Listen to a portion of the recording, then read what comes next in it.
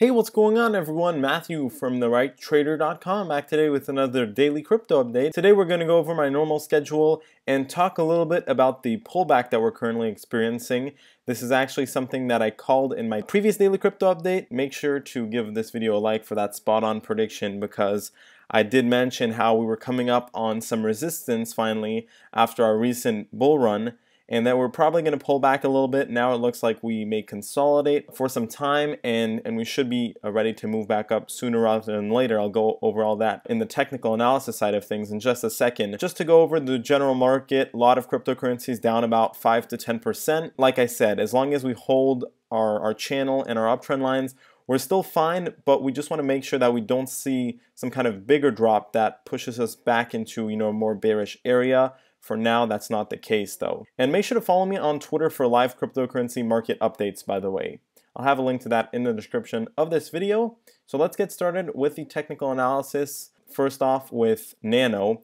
And what we're seeing here with Nano is, we did drop a little bit from where we were since the last daily crypto update. We are still above 80,000 Satoshis. Like I've been saying, as long as we don't get back above this pink downtrend line, we're probably going to still continue to trickle down a little bit lower, right? So the bullish signal here for Nano will be a break above this pink downtrend line. And at this point, since we are getting a little bit range bound, I'd say even getting back above 85,000 Satoshis would be a necessary sign at this point. Moving forward, we probably will consolidate a little bit more, maybe even drop again, test this 80,000 Satoshi level, since the market is going to probably get a little bit weak over the next few days as the market consolidates a bit. Who knows what will happen with Nano? It could always get a spike out of nowhere and break out, but I think that it will need to pull back a little bit further here. And right now we're finding some support right over here at around 82,300 Satoshis, basically 82,400 Satoshis is where there's some support here. So this is possibly something that could help us, get that break above the pink downtrend line. But like I said, what's going to be maybe even more significant than a break above the pink downtrend line at this point will be getting back above 85,000 Satoshis, right? With that being said, let's jump right into the technical analysis side of things for Bitcoin. And Bitcoin, just to go over kind of how I spotted, that these cryptocurrencies were going to dip, I mentioned how we were coming up for a lot of these on the top of our upper Bollinger Band, and what that means is that we're kind of limited by that upper Bollinger Band to not really be able to move much higher than that, at least the first time that we tested, right? It is always possible that we trend along the uptrend line like we did over here in the past.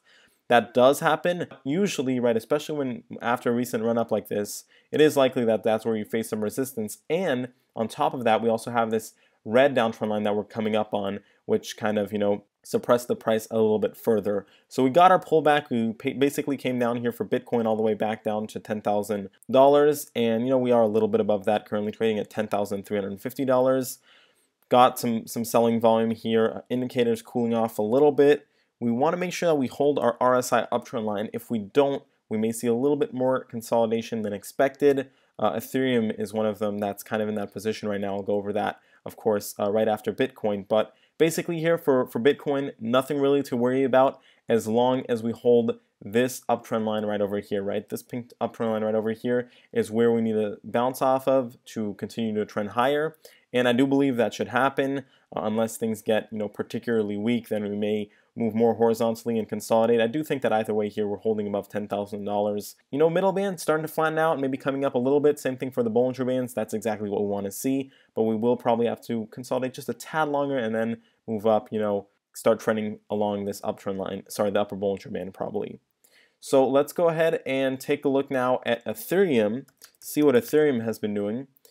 Now, like I said, Ethereum is in a little bit of a different position already. For one, it's in the symmetrical triangle formation between its two red trend lines, right? Its downtrend line and its uptrend line form this triangle, which we're probably going to consolidate in and probably going to move, usually what happens is we move towards the end of this formation before either breaking towards the upside or downside. One thing that isn't great as far as the indicators for Ethereum right now is that we actually lost our uptrend line on the RSI. So we could always come back up higher and recover pretty quickly, but not the best sign, right? What this tells me is that we may, see some more consolidation, and what it means seeing the chart here is that we're probably going to move, more towards the end of this formation, which would mean a little bit more of a pullback and some consolidation after that. Also, the middle band is still downtrending, so that's yet another sign that we will probably continue to move just a little bit lower towards probably $850. Let's go over to our next cryptocurrency, which is Litecoin. Now, Litecoin is in a pretty similar formation as Bitcoin. It's also in this channel, and like for Bitcoin, as long as we're in this this channel right here between these two pink trend lines, that's where we can expect the price to bounce up and down in between as we move higher. So we reached the top end of this channel, and that's what made us, fall lower. We're getting our pullback now, and indicators are starting to fall back a bit, especially the histogram here. Now, I spotted one of the things that made me spot the fact that we were going to get the pullback was the decreasing buying volume, right? And usually what happens is you get this decreasing buying volume, and then that sell candlestick, the selling volume that comes into play once the buying volume dries up. And then that's just kind of the cycle of things usually, especially after a run up like this. Now, for Litecoin, like I said, if we remain in this channel, nothing to worry about if we hold above this uptrend line right here. We have now currently dipped slightly below $218. We want to try as much as possible to remain above that level because that is some pretty major support. That's now going to act as some resistance. We want to make sure that we hold above that, and really, either way, as long as we hold this pink uptrend line, we're still where we need to be basically. And then things will be moving in the right direction if we hold that level. Let's go ahead and take a look at our next cryptocurrency, which is going to be Ripple. Now, Ripple has been consolidating, and that looks like it's going to continue. Indicators not super strong, all kind of flattening out a little bit. The Bollinger Bands are pretty flat right now, probably going to contract a little bit more. Really, I think the price will consolidate between $1 and $1.23 here as we move forward. Just putting in some flat price action until we put in enough of a base to move higher.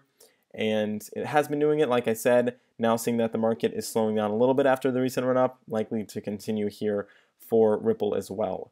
Let's take a look at NEO now and see what NEO is doing. So NEO fell back below its downtrend line, and that means that we're kind of back to downtrending in the short term, which, if I go ahead and put in our uptrend line, we can see that we dropped right below that, it looks like. And not the best sign. It definitely means that we're probably going to see a bit more of a drop unless we recover very quickly back above the downtrend line. That's the red line right over here. So what's probably going to happen is, basically a drop. I'd say, at least down to these lower levels near $110. Good chance that we even come back and test $100 though.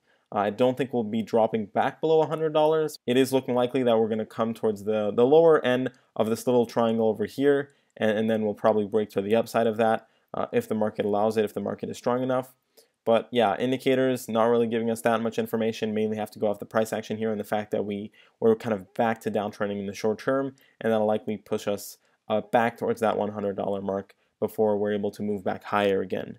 Let's take a look at our next cryptocurrency, which is Stellar Lumens. Now, Stellar has been our recent addition to the daily crypto updates, and it's actually been acting pretty weak.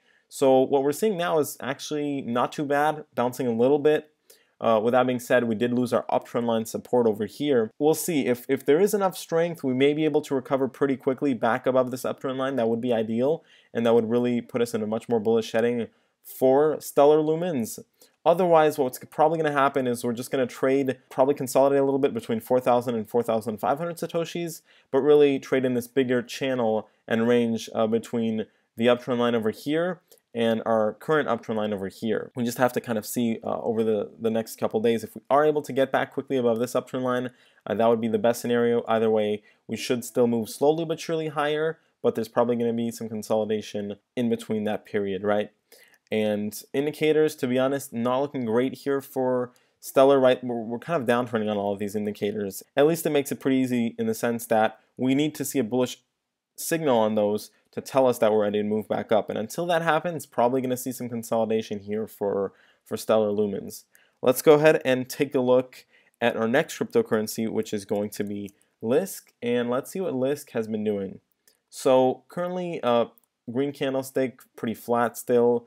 Indicators definitely took a hit, all pushed back to some lower levels, kind of flat right now, not giving us that much information though. I'd say that at this point for Liske, it has a really nice uptrend as far as the middle band is concerned. That's currently sitting at $25. It's the red line right over here.